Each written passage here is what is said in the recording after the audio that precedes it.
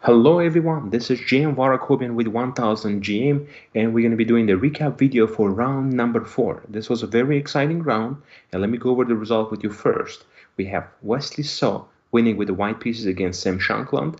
Alex Denderman defeated Christopher Yun with white. Moradi Abadi drew Jeffrey Chong. Schürtz drew against Dominguez. The highlight game we're going to cover is going to be the Niemann game against Caruana, and there were two other draws here, Sam Savian drawing Evander Liang and Lavon Aronian drawing Ray Robson. So let's jump into the highlight game here. This is the game of Hans playing with the white pieces against Fabiano Caruana, one of the top players in the world. So Hans open up with d4, knight f6, c4, e6, knight c3, bishop e4. Right away we have the Nimzo Indian defense opening, and he goes for the classical line with queen c2, castles, e3, bishop c3. Queen takes c3, d5, bishop to g5, h6, bishop takes f6, queen takes f6, knight f3. Just developing the pieces, it looks like it's going to be a very safe position for white. So takes, queen c4. Hans has lost to Caruana in the previous tournament in the Sinquefield Cup, so I thought he maybe just wants to play a little bit safer in this game. Knight c6. The point of knight c6 is black. There's only way black can equalize here. It has to play e5, or somehow has to prepare c5 break. C5 is going to be very hard to do with the knight on c6, but e5 is an idea. So he plays queen c3. So far, normal move. Caruana goes here, now aiming to play the move e5. Rook d1 is fine, and now this move played e5. So this is fine, d5, it's principled play.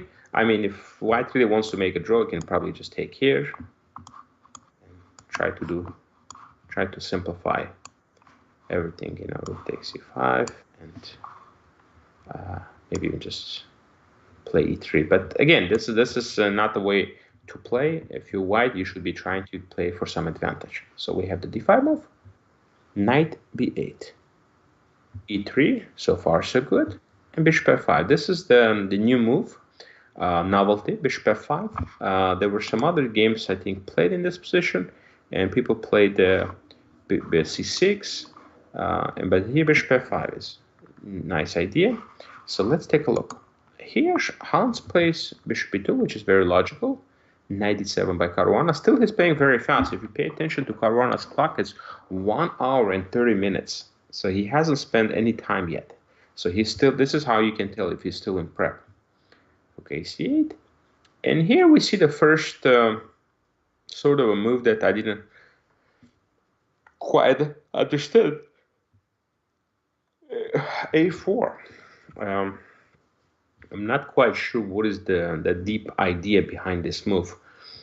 We know that, you know, well, I guess he wants to maybe put a queen on a3 after c6. Perhaps that's what he wants to do, but we know the opponent wants to play the move c6, right? This is the reason why I played this, to play c6 to trade. So how about we take some countermeasures? Look at this move, bishop e5. Not the most natural move, I admit, but it's an interesting idea. You're stopping c6 because if you do this now, yeah, and you just have a bunch of weaknesses. Weak, bunch of weaknesses. So bishop e5, a6.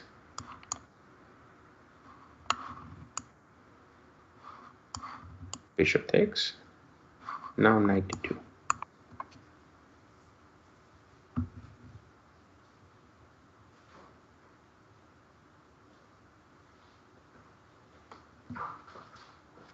Bishop b5, rook fe1, and I think this is a playable position. I kind of like white's chances here. Knight is coming to e4, possibly can jump in on c4. It's a very safe position to play. I like this for him. Hans, however, plays the move a4, c6. The point of this move is to play the move d6. Another interesting attempt could have been the move queen a5, attacking on a7. The point is, if let's say you play the move a6, then you can just go rook c1. And if you take, simply queen takes d5, and now there are some issues with the pawn on b7 as well. So that's why he plays you know, it was interesting at least. You know, I think most likely we'll see the move c takes d5 play immediately, and then queen a7, knight c5, and then rook takes d5, attacking on the knight. That's, you know, a very unclear position. So, but he wanted to play d6. I can understand that. Rook a8, a5. So far, it's all logical here. And here I see the first move I didn't quite like, h3. So far, it's been a very interesting game. I mean, Fabiano is a little bit better prepared. He's got 20 minutes more on the clock. But on the other hand, Hans has played very principled way. He's aiming for advantage. And that's why he played this moves, you know, a4, a5, d6. So here, for example, queen b4 move actually deserved a lot of attention because now you're attacking the pawn and you're attacking the bishop. So has to play e4. Now you go knight takes d4. And c5 is not a big problem because after c5 you play queen takes b7. And then you're going to take the bishop on g4 next. So let's say takes, and just take back here. If you take back here, just simply knight goes on a2, and you can pick up the pawn on a7.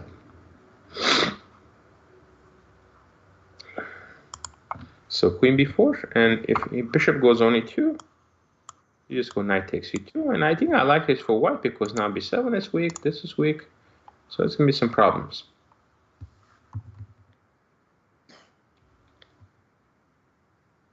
h3 is definitely a mistake because after take, he cannot take back with the bishop because of the move e4. And now if you take on f6, knight takes f6, bishop g4, let's say rook e5, now hitting the pawn on a5, a6, always b6, close it down. Rook d5, and just gonna be a position with extra pawn for block. Then you play g6 and f5. A very, very unpleasant endgame where you're just going to be down a pawn here. So yeah, it was just, I think he might have just missed this idea, bishop f3, e4, because you don't want to encourage opponent to just weaken your pawn structure. Now knight f8, now you got a problem on d6. This knight has a potential to come to h4, very dangerous. Rook d7. Here is a critical moment here. I think it's absolutely necessary to play the move a6 because you don't want to allow black to consolidate. So a6 takes, queen c6, so you absolutely have to play this. And these positions are more or less going to be equal. I think something like this will occur. Queen a6 takes, queen a7. I mean, there is a little potential for attack, but I think overall, since there's not so much material on the board, you probably should be able to hold this position. I would say it's a little bit more pleasant to play for black, but objectively there's just not enough material. Now you remove the queen, and you should be able to hold this, okay, with accurate play. So a6 was absolutely necessary, but after queen b4, now he goes rook d7. Now rook d2, and here I'm a little bit surprised that he didn't. He played the move. Fabiano played the move knight g6, which is allowing a6. I was surprised he didn't just play this because it's a very logical move. You first fix opponent's pawn break, so there's nothing can happen, and then you try to surround this pawn and win it. Like here,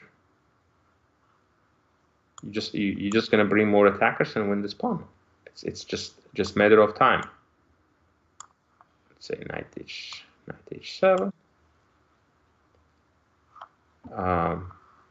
The problem is there's nothing really white can do here. Knight g5, now attack this. Queen e6 has to go here and just surround and win the pawn. And then just rook a6 next. So d6 pawn is just going to be very, very difficult to defend. So a6 is a very logical move. It's just you just want to prevent opponent from breaking the position.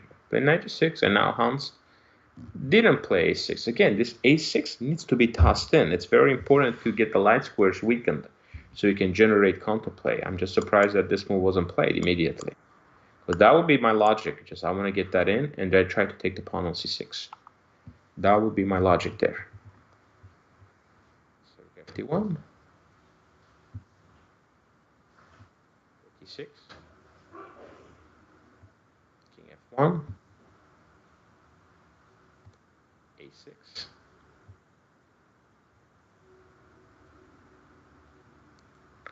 And now picking up the pawn, rook d6, and this endgame actually, this position is a little bit better for black, but I think since pawn structure is split, a7, c6 is very good drawing chances here. Bishop d3. I'm not sure about this move. What I see here is very important is to try to keep the queen very active, okay? And the weaknesses are c6 and a7 to try to win some of these weaknesses. So I see the move queen b4, very logical move, putting pressure on the knight, threatening some queen b8 ideas. Let's say knight f5 comes in. By the way, you can't take on f3 because if you take on f3, you're simply losing on d6. So it goes here. Simply we go bishop e2. Knight h4.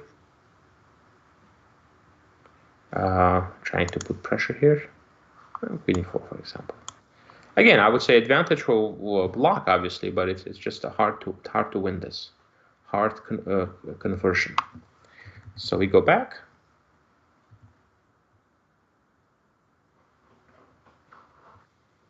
h4. Yeah, that really weakens the position. It creates additional weakness. So at the moment, it's already getting more unpleasant to play. It's harder to play. You have to play like something like bishop e2, but it's much harder to do anything. So he goes here to defend this position. g3, king g7, e4. Now queen 7. Yeah, now the black knight is gonna try to come to f4 at some point. 4. Again, here there was an opportunity to take. I think it should have been taken this opportunity, and let's say try to play queen a8, attacking the pawn. So the point is bishop will go on e2. And this knight on d6, it's not that great. Okay, if this knight was reaching f4, yeah, it would have been a fantastic position. But at the moment, it's very difficult to do anything here. Okay, very, very difficult to do anything to break through. So queen c5, queen b8.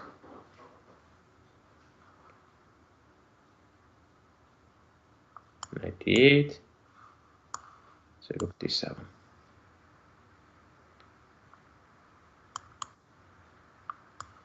d5, and I get the knight in. Yeah, I mean, yeah, eventually the knight will probably reach f4, and once that happens, it's going to be very difficult to defend. But let's look at the game here, how the game continued. So it's got into an endgame. King f6. Again, we see some chances here for Hans. g5.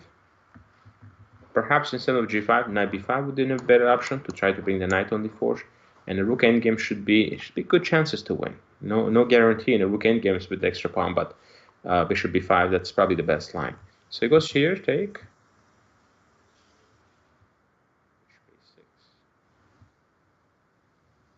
There were some repetitions, and now f4 is played. Really nice move by Hans, opening up the bishop. Yeah, he actually almost equalized. This was an excellent resource, perhaps. And take. I mean, it's only one pawn, and that extra pawn is the h pawn. So objectively, this is just equal here. And here is the key moment here. Right here, he makes the error that loses the game, basically. So in this position, you have to keep attacking the weaknesses. And the weakness is the c6 pawn. So the correct move here is just to play here, okay, 6. So perhaps he didn't like the knight d3, but knight d3, king f2. King G, Rook G7, take. Rook B5. And you just basically maneuver with the king to H3.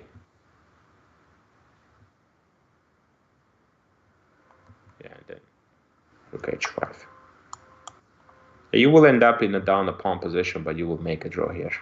Yeah, critical moment right here. Rook A6 gives draw to Hans, but he didn't do it, and he played the move King G2.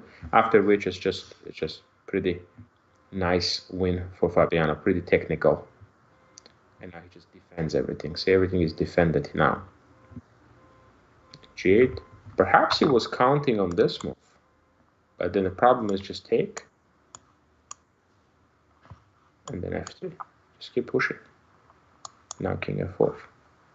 So he had to go Rook 8, but now it's just takes.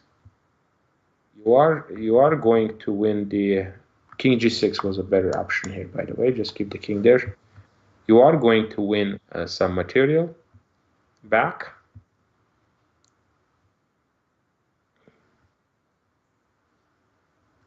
And here Knight G6. Yeah, the easiest is just to go King E6, defend everything, and start pushing the C pawn. That would be the easy path to the victory. And actually here it's this is a losing move for Rook G2. Still offers drawing chances, but not so clear. But the players are low on the clock. He plays here F4. Fabiano doesn't have too much time. Rook B3 check. And here he should just take G takes F4, but he plays a check. Try to burn time, and here Hans immediately plays King H3, not realizing that it's important to bring the king into the game, to be closer to stop the C pawn. So King G1 is just an automatic draw, because takes Rook F4. If you go King G5, that's just not going to really help you, because you're never queening the H pawn. You're never queening the H pawn. Okay, I have to take on C6. So you have to go King E5. But in that case, I just simply take C5. It's similar what happened in the game, but the king is just simply right on time to stop the passer. Okay, so he played immediately King H3, thinking it's just going to be repetition, but it's not. Now Fabiano realized he gains a chance. This is winning endgame. And actually, what is very tricky here, you had to play the move King D4. This is the winning move. What Fabiano did is also probably winning, but King D4 was a little bit stronger. Rook E3, nice move, because you sort of can push here because of this check. So that's why it's important to take the pawn first. And now again, important move Rook C3, because again, if you push, you actually mess up the position. So it's just going to be a draw here. Rook E5. And now king will come here. So that's why it's important to be accurate and play this move. And unfortunately for Hans, he's just going to be King E3, very important move. And the king gets here, and king is cut off on a third rank. When the king is cut off on a third rank, you're never saving the game.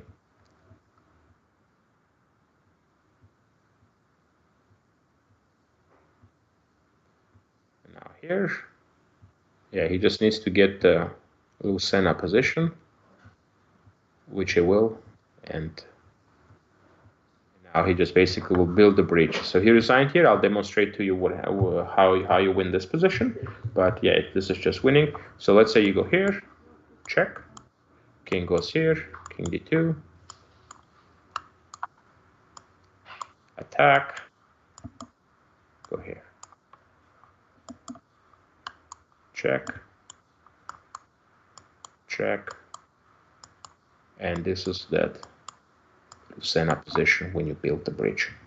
So very, very nice win for Caruana, back and forth. Hans had plenty of chances to make a draw in this game, but ended up making that final mistake when he had the chance to play King G1 on move 60 instead of King H3 to make a draw.